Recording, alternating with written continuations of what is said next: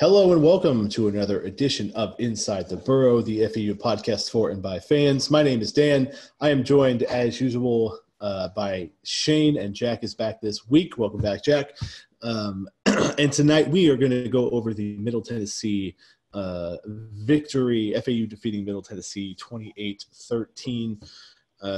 Lot to talk about this one. First, really the biggest thing, FAU got a conference win. Now is 2-0 in conference and really did a lot. There's still a heck of a lot more to go and a long way to go in this season. But, this is obviously you can only do the next – you can only win the game that's in front of you, and FAU did that. And so final score 28-13, kind of a scoring-wise a little bit unique. FAU starting the game off with a two-pointer. Basically blocked Middle Tennessee's first point after Middle went up 6-0. And I think that was, looking back, you can kind of see the defense was going to set the tone. And defense had at least 3 turnovers. I think we had 3 interceptions. And so we'll dig a little bit deeper into that. But it was nice. I think the overall and biggest thing, and Shane and I were kind of talking about this before, it's nice to win a game where the offense, it really wasn't that great. FAU only putting up 28 points. That's, college football, when you put up 28 points, yeah, I guess that's probably about average. And offense didn't really click very much. Could be due to some injuries. There's some drop passes in there. But Robinson only threw for 1 touchdown and 150 yards, 145 yards, something like that. So it's not like he lit it up all over the field, and we had that 4-touchdown game from John Mitchell again. It was just kind of scattered. Had some good runs, had some good catches, but it was nice that really we were able to win a game like that. So Shane, what was your you want to expand on any of that, or what was your thoughts?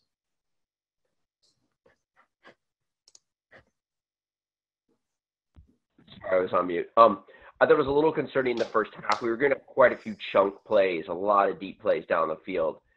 I think MTSU had 7 or 8 of those 15-yard chunk plays, which is way too many. The style of defense we play, a lot of cover 3, a lot of man coverage, you might give some of those up. It's just kind of part of it. You hate to see your corners lose some of those one-on-one battles. But then late in the game, Miko Dostin, makes the 2 interceptions in just straight man coverage. I mean, both his interceptions where it wasn't a bad throw or Asher O'Hare making a poor decision. He threw it up and said, I need my guy to catch it over your guy, and our guy won the battle twice. Yeah. And we can also need to talk about Rashad Smith coming up with the big interception again. I mean, that guy, in football, sometimes it's a little bit of luck, but that guy just has an ability to just always just be around the ball. Mm-hmm. And he is just a playmaker. I mean, how many big interceptions he's had late in games for us? I mean, you think back to Air Force last year, he came up with the big interception at the end when that game got tight. So, I mean, he 2 picks, a sack and a half, and 2 fumble recoveries on the year. He just does a little bit of everything. The other concerning part was the injuries are kind of piling up at the running backs. It's weird. James Charles gets carries in one game and disappears in another. Malcolm Davidson was the only running back to receive over 5 carries. Larry scored late in the game, but he only had 4 carries, and he kind of, I think, tweaked a knee on a kind of an awkward tackle early in the game, and he came back. But we're running out of bodies at that position, so it doesn't seem like we can have them all at once. Yeah, and the picking on the corners, it seems, and Shane, you would follow this more, but it seems as if Chris Tooley seems to get picked on more than others. I felt like a lot of more often, and really for the year, he's been, when there's been a big play, I feel like he's been in coverage more often than Miko Dotson or frick, I can't remember the other corner's name. James Fear. Yeah. Well, James Fear is like one of the best corners in the conference. He's going to get thrown out less. I think that's just a product of them people throwing away James Fear. So Tuli's also just a little smaller, so teams are going to try the back shoulders, the fades on him. He's a great corner. He's in position most of the time. But the first touchdown of the game was Miko Dotson. Miko Dotson led. Oh, was it? Okay. So, I can't remember when they started at their own one. I run to the bathroom real quick and came back and thought when we pinned them down at their one and they got out of the end zone. But the big key was with those chunk plays is in the second half we were able to get more pressure on the quarterback. So O'Hare he wasn't able to be as accurate with some of those balls, and they made some other adjustments that we could probably do an entire podcast with Chris Bartels. Yeah, for sure. Breaking down what they made the adjustments. But I mean, 0 points in the second half in college football it's insane these days. Yeah. You don't, especially in Conference USA where it's, this isn't Bama's defense running out there. That's crazy. I mean, that's awesome. We won a game that way. That defense is really starting to click, and we saw this last year. Even though Tony Pecorello was let go, that the defense in conference play slowly, week by week, got better. Yeah. And Jack, Shane, what was Shane, some of your? I was going to say, Shane, I'm happy that you brought up 2018 because I feel like this is a game that FAU would have lost if this was 2018. They would have found a way, as if it was the Charlie Partridge years over again, find a way to lose it late. What else can be said about Miko Dotson? The dude is clutch. 3 out of his 4 interceptions have been in the end zone. All 4, have been with man coverage. He has a special ability to beat his man when he needs to. Their chunk plays that Middle was able to execute, especially in the first half, was concerning. That super, super long drive that they had was worrisome, where just about every other play was a chunk play. Very worrisome, but Lane Kiffin said it. It's a bend but don't break style defense. And I know we're getting tired of comparing this team to 2017, but when Chris Kiffin was the defensive coordinator, that's exactly what it was like. So it's good to see this team act like 2017 again rather than 2018. Malcolm Davidson looked like Kareth White out there. I wish we could have someone like Motor, and that's obviously going to be Larry. I wish that he wasn't so banged up right now, but after that gnarly hit he took on the far sideline, the Atlantic sideline near the students, I'm not surprised that FU decided to lower his touches until that goal line situation where they put him in to kind of put the game away. That being said, the offensive line did fair enough. It's interesting to see BJ at the end kind of being shifted around until we can find him a proper spot. It was enough to get the job done, but Chris Robinson, he was the first one to say it. He did not play as well as he should have. He said that his execution was off and that his chemistry was off with the receivers. Receivers dropped balls again. Not surprised there, but I don't have the stats in front of me because I'm in the car right now heading back to Tampa. What was the final stat, guys? Was it 50 out of 30 passes for CR2? We haven't seen that since last year. No, but he didn't play terrible. Yeah, I think the drops were the biggest thing. He didn't make any bad throws. I mean, Mitchell had, and we'll talk about how Chauncey was used, but Mitchell had a drop early, on a third down late in the game, which he should have caught. There was one where we were near the goal line, and I know Lane was visibly frustrated on the sideline where a ball that I thought should have been caught.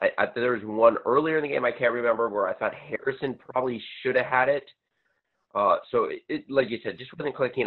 We did talk about it on the last podcast. Everyone loves bye weeks, but sometimes, when things are going well, you kind of get out of rhythm, and maybe that's what happened this week. Also, I just think teams are adjusting to us. Going into the season, the receivers wasn't what everyone's talking about. And I think people are saying, okay, well, we got to defend FAU differently. We got to stop their deep passing game and their big receivers and make them run the ball to beat us. No one was going to do that to us last year, So they're saying, well, we know they're banged up in the backfield. We know the O-line is doing okay, but they're, having some issues there. So let's not let them get any big chunk plays. So yeah, we didn't have. I don't think we had, and this certainly could have been game planning, or maybe Middle does have some speed at defensive back, where I don't think we ran maybe 2 jet sweeps. D'Angelo Antoine wasn't that much of a factor. I mean, it's certainly some games he's the X factor, and he kind of burst onto the scene against Wagner. But there really wasn't much success side to side. Again, it wasn't, and one of the biggest things about what Chris is doing well is he's not turning the ball over. Bingo. He has, maybe 1 or 2 throws a game where you're like, but what quarterback doesn't? And again, he's not necessarily forcing it, and I think he's basically giving the team a chance to win, because FAU was talented enough to win. FAU is talented enough to win Conference USA, and certainly be competitive. And I think last night really, keep the team in the game. Don't turn the ball over deep in our end zone, and just basically do enough so that the defense can do what it needs to. And against we've got Marshall coming up next week, and we'll talk about them later in the week. But the game plan could be completely different. Chris could come out and throw for 5 touchdowns and 400 yards. So I don't know. It's again, like I said in the beginning of the show, the big thing about it, the nice thing about it was that the offense was not clicking all the way, and we were able to win by 2 touchdowns. So yeah, I mean, it was. I'm happy that we also did mention that he didn't have any interceptions, no turnovers, and no sacks. So again, just like a mirror image of 2017 in that case. Again, the only issue is that the completion rate, but I'm right there with you guys. It really wasn't all his fault. He did make some poor decisions, but it happens. How about Tronti, though? He had a 100% completion rate. If I'm correct on that, it was a busted play on 4th and inches. Well, I wouldn't say busted play, but Middle Tennessee did a great job of doing an all-out play. Yeah, well, I mean, it's an all-out blitz, and then he got tripped up by the defender. He said it himself that if he was able to hit Harrison Bryant earlier, it would have been a touchdown, because Middle just sold out on the run there. And who can blame them, because they got burned on the drive. Not I think it was previous when it was 3 straight runs, 2 by Tronti, 1 by Davidson for 57 yards. And then Harrison Bryant, being able to change direction so quickly and then do an all-out dive to catch the ball in order to extend the drive. Really disappointed we weren't able to score to put that game away for sure. But do you guys think that with how Tronti was able to do that, if Chris struggles, God forbid, against a team like Marshall, that he could be on a short leash there? I think they're going to use him to just get a spark in the offense, but I don't really know, because, and this is just kind of what novice eyes, I thought there was even a couple times, and I think this just would come with experience with Tronti.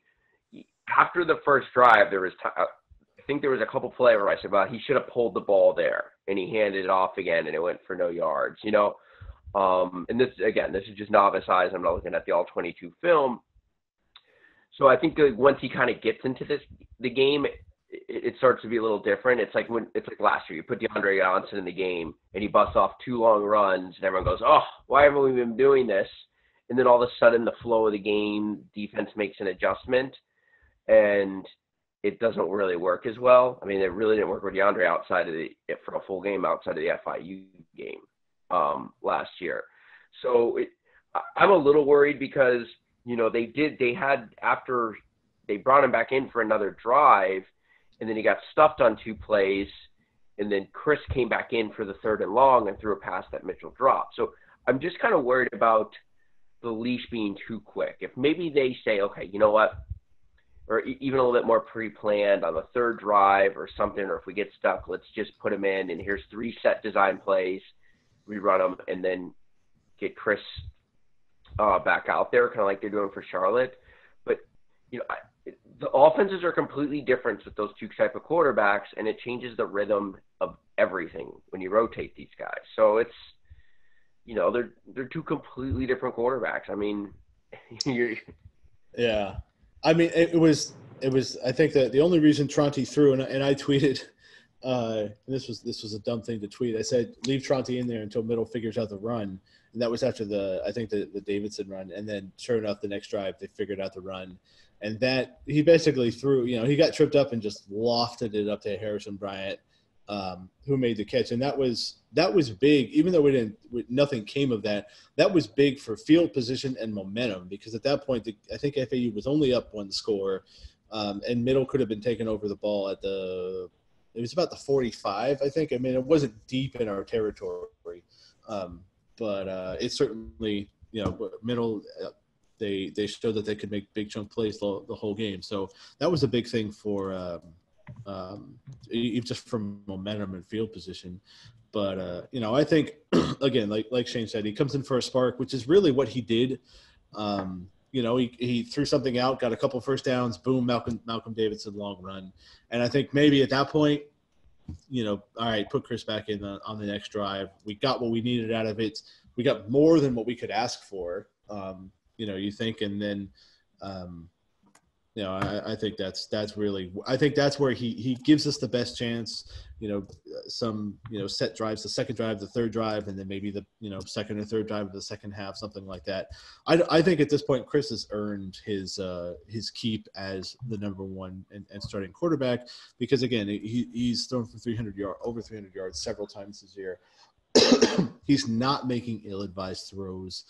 And he's doing what he needs to. I mean, they try to run the option with him or have some set QB runs. He had a 1 or 2 solid runs. So they're mixing it up with him as well. Certainly not as much as not a true run pass option type thing. But I want to make the point with Malcolm Davidson. I know we talked about him, and he had a good spring, but he's not someone who just kind of burst on to the scene randomly. I mean, he was a highly recruited kid coming out of high school, multiple offers. I think he was like the 3rd highest rated kid in our class 2 years ago, behind a couple of South Hall, who was at JUCO. So, this isn't some like, oh, look, we just kind of found this running back. I mean, Malcolm Davidson is someone who can be really good for a long time for us. I know BJ Emmons and, Larry McCammon got the press, this year, but Davidson was, again, highly recruited coming out of high school, and we saw that. I mean, I think players have joked that he is one of the probably top 2 or 3 fastest guys on the team, and we saw that in that run yesterday. And honestly, the stallion, as they call him. He didn't look. To me, he still doesn't look 100%. He runs like a track, like it's a track type run. He's got like. Yeah, I saw it yesterday, and I'm like, man, he's running like it's good form. I mean, he's running like he's just out there, not that I'm any means a running expert, but right, yeah. He doesn't look, but I think he has like kind of this. Yes, it's a little different in the open field. It looks a little different, but I thought maybe this thing against Charlotte, but he's like pulling away from defenders, so yeah. If he isn't still at 100%, then wow. Because then if he has another gear after that, then that's unreal. He could be one of the faster players that have ever played at FAU, like Lucky Whitehead or some other guys that are just kind of the fastest ever played here. Well, something that I thought was interesting was this is the first time since the Western Kentucky game last year where FAU had a running back rush for over 100 yards. Wow, that is interesting. Yeah. Since early November of last season. So I think it kind of goes to show the struggles that we had later in the season last year. and how, we've been talking up about Larry so much, but he's yet to really hit that century plateau yet. He got close. Was that the Ball State game, guys? I think he got really close there. But it's good to see FAU being able to have an explosive running back again. Yeah, and I think they're a good combo. Davidson's kind of the explosive guy. Larry's someone who's going forward, and I said this even coming out of high school. One of the reasons I think I made the comparison on this form, kind of like a DeIvory Edgehome, Charles Pierre combined. Larry's just going to do everything. He's going to be a grinder, dependable, great around the goal line, block, catch. He's not going to have like these highlight reel runs like Motor and Kareth White. He's just, you're going to look at the box score at the end of the game and be like, wow, okay, 17 carries, 105 yards, 2 touchdowns. I know he had 3 carries on 3 big 3rd and 3s where he was able to fight and get yards. Oh, cool. He also had 6 catches. And for the advanced football fans, you're going to be like, well, I saw him pick up 2 really nice blocks on blitzes. I mean, that's like the type of player he is. So yeah. And even that play where he got injured, he caught the ball. That was a pass when he got hurt there. So yeah, you're absolutely right. Very, very versatile. And that's the kind of player that FAU is going to have to count on for years to come once Harry B moves on. Well, he's a grinder. So it's hopefully he can get, I saw him on the sideline. He was kind of like sprinting back and forth on the sideline. So it looked like he was okay, like almost trying to show the coaches, like kind of put me in. But maybe there was thinking that like, well, Davidson's going now. There's no point of us riding Larry if we don't have to, since we have a game on Friday. I wonder if there was any kind of thinking behind that. I wouldn't be. I mean, I certainly wouldn't be surprised at that, especially with the quick turnaround. Yeah, I mean, these coaches aren't dumb. They're at the Division I FBS level for a reason. Lane Kiffin is sought after for a reason. They know it's a short week against probably one of the most talented teams in Conference USA, one of the most talented and fastest defenses in Conference USA. So no need to force it when Davidson has the hot hands or hot feet in this case, if you will. Yeah, and that certainly could have been a major thing. So, yeah, I mean, it was again nice to see us walk away and with a good W. And I was on the opposite sideline, the visiting sideline, sitting next to some middle fans. And I heard one fan that was like, "Man, if we win this game, we walk out of here. We're ahead of Marshall. We are in such great position." It was nice for that, for them to walk out with an L. But speaking of that, I know we kind of wanted to touch on attendance. It's kind of a hot topic on Twitter. This is a game, and we talked about this last week, where we really thought, I think a lot of people, and maybe FAU thought this as well, where we thought that we're going to have a solid crowd for FAU standards, which means anywhere 17 to 20,000 would be a really good crowd. And Miami played the night before. Florida State game was over, I think, and they played Clemson. So they were at night. Florida State, Florida was at night, but later at night. I was watching Florida State. Yeah, the Florida game was on at night. Even there was a UCF fan sitting behind me, and UCF had a bye. So even if there's South Florida UCF fans, like the attendance really was just disappointing. And I think at this point that's kind of who we are. It makes sense logically that, okay, we've won 3 games in a row, big conference game against a team who historically we've had close games with, a great time of day. It's not going to be hot. It was a little, not really unpleasant. It wasn't sunny out. It rained for like 5 seconds. So it was a nice time to be at the game, and to only, I don't know what the announced attendance was, 15, 12? 12,000. Yeah, there was the second lowest under Lane. Yeah, I mean I don't know what more FAU could have done. It's Military Appreciation Day. I mean, sometimes that can help boost. It's just, I don't know. It was embarrassing. Let's just say it what it was. It was embarrassing. Yeah, it was very FIU-esque. Well, here's my issue, and I kind of got in a debate with somebody on Twitter on this. It's like, people always go to this, well, we need more marketing. I'm like, I'm sorry, though. FAU makes it very aware there's a games. I mean, if you are not aware there's a football team in Boca playing a game today, you're just not a person who's going to go anyways. Like your head's and all. If you're not social media and stuff like that.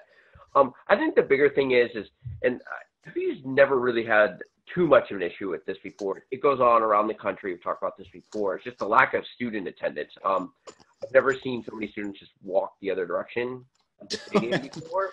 And I honestly think they don't need to pick a fight with students like FIU did and get strict on the tailgating.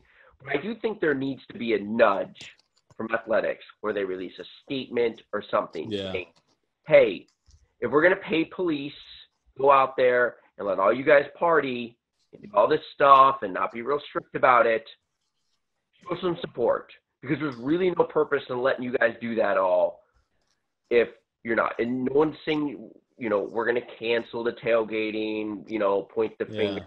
Like, don't do what FIU did because they got into it with their students this wise in Greek life. But, I think there just has to be, a little bit of a re-nudging to be like. I've shown up, normally I get to the games around, I'm not much of a tailgater anymore. I live close enough that I actually ride my bike to the game, so I just ride right up to the stadium. That's goals. That's so cool.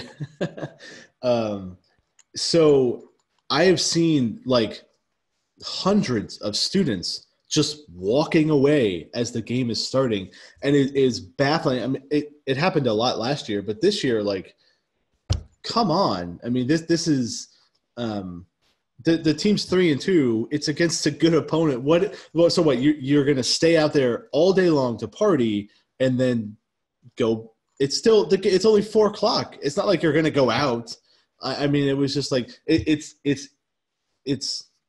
I just don't get the whole I'm too cool to watch a football game. Yeah, but it's not like a couple students. I mean, there are dozens or hundreds of students that just walk back to the dorm, and it's there were thousands, Dan. What else are you gonna do? It doesn't make any sense. Also, let me finish this, and I'll then go ahead, Shane. But I think the students now, because FAU's gone back and forth where the student section is, the students are just spread out along the whole side, the visiting sideline, and where the now old student section was in the end zone. And I think it's just they're so far spread out. There's no concentration of noise. Like when middle was at the 1 yard line, I was going to take a video of this. The entire lower section of the end zone was just sitting there. Students should be loud. They were right in front of them, and they were all just sitting down. So I think there's some bigger issues. I get why we know why they moved the students and increased. No, I know that.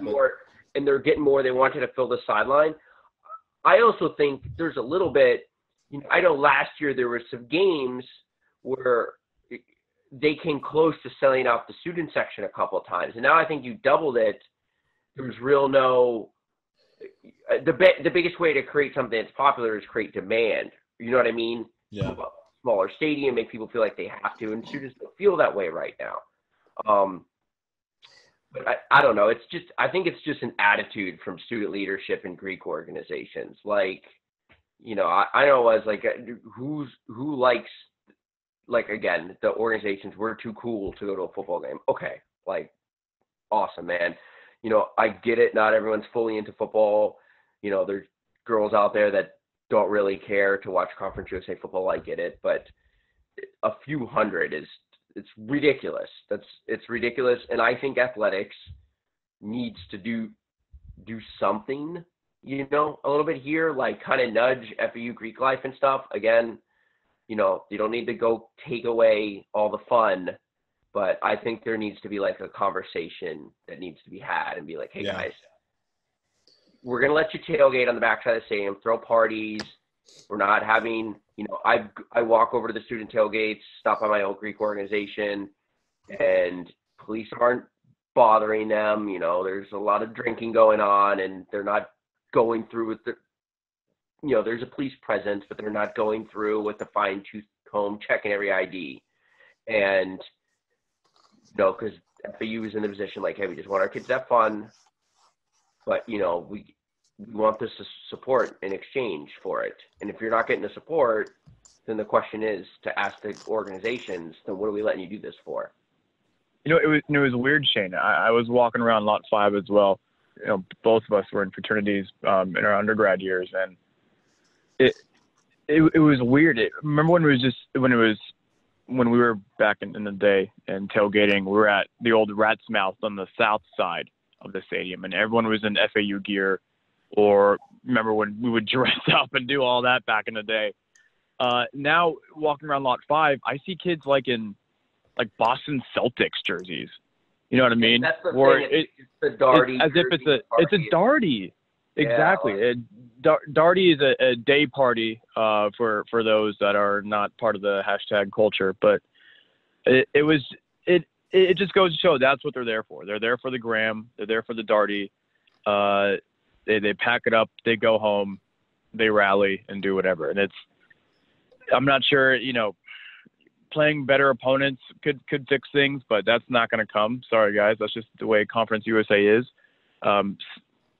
Continuously winning could help, but not a lot. Again, these kids are literally walking past the stadium to go back to their dorms or where they parked at.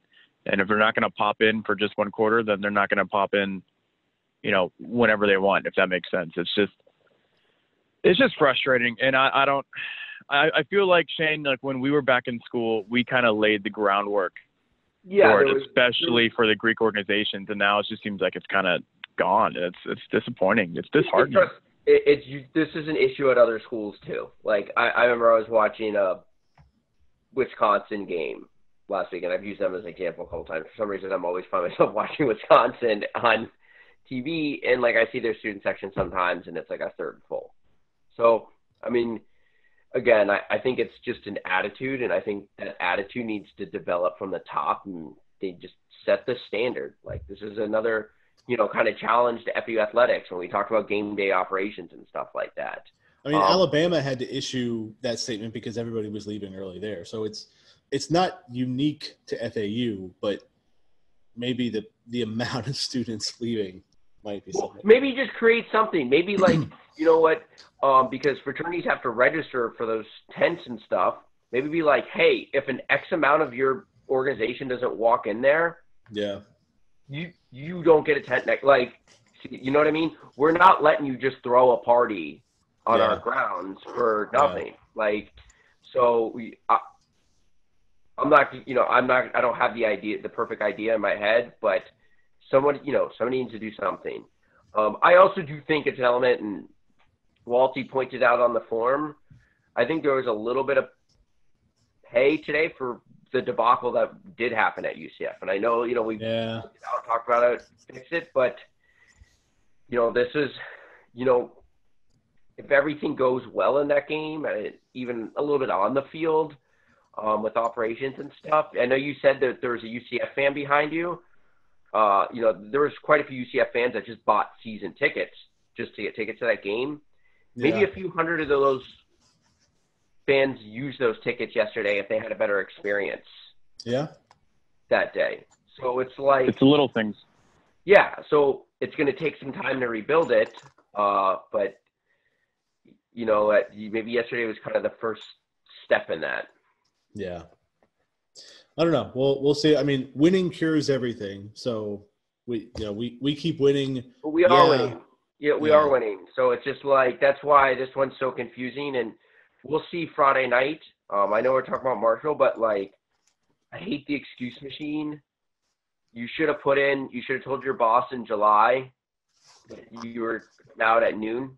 Yeah. This Friday. The game's at 6:30. You can. Yeah, there's no excuse. The game's not at 4 or 5. I was at work. I'm what job? I get it. There's multiple stories of some people just can't, or it's bad, or is that one Friday, but I don't know. I've never had a job, and I've worked multiple jobs in my life where if I gave plenty notice where I couldn't cut out or do something or so I'm not buying that excuse on Friday. Yeah, I get there. I worked at 11 a.m. till 1:30 a.m. Friday night. Got home at 2, and then woke up again at 4 to get on my flight to Fort Lauderdale to get to the game. I had 2 hours sleep in a span of some 48 hours. I'm not saying woe me, but I do this because I love the team. I love the program. I love this position that I'm able to do with the Owls and that's be able to interact with all the fans. And that's what makes it frustrating, is that there are ways to work around the excuses, just whether or not people have the willpower, whether or not the students have the willpower. And I don't know what it's going to take for us as a young fan base to get over that hump, like UCF has, to gain that willpower. And it's just frustrating. But all we can do is just take this as a challenge, Owl Nation. You know, let's see what we can do against Marshall. We all know Marshall is a bigger opponent than Middle Tennessee, or at least a bigger name. We know that they travel well. They have a large alumni base here, and then they have a large group of players that come from Florida. You know, I'd say Middle Tennessee is a bit of a rivalry game, but so is Marshall. Let's get up for it. We win this game against one of the most talented teams in the conference, and we control our own destiny at this point. Let's just be a challenge. We'll get deeper into Marshall. I also just think it's like we're just still at a point. I know, like in my group of friends that I go with, there was a lot of people who had like one thing or another that couldn't make the game, and it's just we're not at the point where like FAU football's their number one priority in life. You know what I mean? They like to go to the games, but if something else comes up, and also those of you out there that are a part of that participate in fall weddings, you're bad. Like, don't go to them. Don't support them. Tell them, don't even send them a gift. You know, there needs to be punishment for people who have weddings in October. They're selfish people. They're selfish. This day's about me. Right, exactly. Yeah. People want to watch football. Get married any other time of the year. All right. Well, we'll kind of wrap things up here with our weekly Conference USA talk. Like I said, we'll dig into Marshall a little bit later on this week. But we'll do a quick look around Conference USA. Obviously, FAU wins 28-13. UAB handed UTSA their second conference loss, 33-14. Louisiana Tech dismantled UMass because, my goodness, UMass is god-awful. FIU beat Charlotte 48-23. Ho-hum, nothing really to see there. They're getting better. They are getting better. FIU? Agreed. Yes. Yeah. Certainly not Charlotte, that's for sure. Yeah. And they, we'll start the Shula Bowls around the corner just a little bit. You know, they won that game yesterday, and James Morgan didn't even have to throw it. I mean, he only had 16 attempts. He was 13-16, so they're able to get the running game going. It might be a little late for them to get back in the Conference USA East race. They're 1-2 right now. But, they're a team that's looking more and more week to week like the team we thought they were going to be before the season. So they'll end up with 7 wins. Yeah, 7-8 wins. Their schedule is tough, but well, not really. I mean, they get UTEP this week, but 2 weeks ago we might have looked at the game and said, "Wow, dude, FIU just doesn't disappointing this season. That's a win in the Shula Bowl." Right now, James, when you have a good quarterback and you can beat anybody on any night. Yeah. Yeah. James Morgan's looking good at quarterback. Maurice Alexander, their running back, had a really good day. So, whatever, props to him. Yeah, good talk. Okay, good for them. Anyways, about schools that matter. Southern Miss. Southern Miss beat North Texas. That's kind of, I guess you could almost say a changing of the guard in the West. I mean, obviously a big game this weekend, Southern Miss and Louisiana Tech. But Southern Miss really handled North Texas 45-27. Mason Fine got injured more towards the end of the game, but I think he's been dealing with injuries throughout the year. So that will be the Louisiana Tech Southern Miss game outside of the FAU game is going to be certainly a game that you want to watch. And then Marshall beat Old Dominion 31-7. Like I said, we'll dig further into them later on in the week. 31-17, excuse me. And then Western Kentucky, 4-2, 2-1 in conference. They beat Army 17-8. Dude. So Go ahead, Jack. Sorry, Dan. I'm sorry. I'm just so shocked by that. Like, I guess Western really is real. Like, Army's a good team. They're winning close games. They have the ingredients to win close games. Good teams do that. Cynical towards them right now. Like, Army's not as good as we thought they were preseason. I know they had that close game versus Michigan, but who doesn't have a close game versus Michigan these days? We'll see. They're definitely going to go bowling now, and they're definitely going to overachieve their season. But I kind of want to see them beat a top team somewhere in Conference USA, because they're just not putting up points. Yeah, I mean, their quarterback plays very average. So, but we do play a road game up there, so I don't. That's a game that could get weird. Yeah. Up there in November in the cold. Their Conference USA wins are over FIU, UAB, and am I missing one more, guys? Yes, because they are 3-0, I think. I think they beat Rice. Oh, they beat Old Dominion, right? Or hold on. What I'm going to say is let's wait until they play a Marshall, until they play an FAU. You know what I mean? I'm not sure who they have in the West, but if it's, UTSA, UTEP, or Rice, then that game doesn't count. You know what I mean? Kind of like what FIU did last year. Yeah. Okay, so I mean, let's wait until they play, Marshall or until we go up there to Bowling Green to play them. But I mean, it's getting to the point where we need to start taking notice that Western is a threat to us. I'm not saying that they're the only threat, because we're going to have to see how we play against Marshall on Friday, but we're going to have to take them seriously.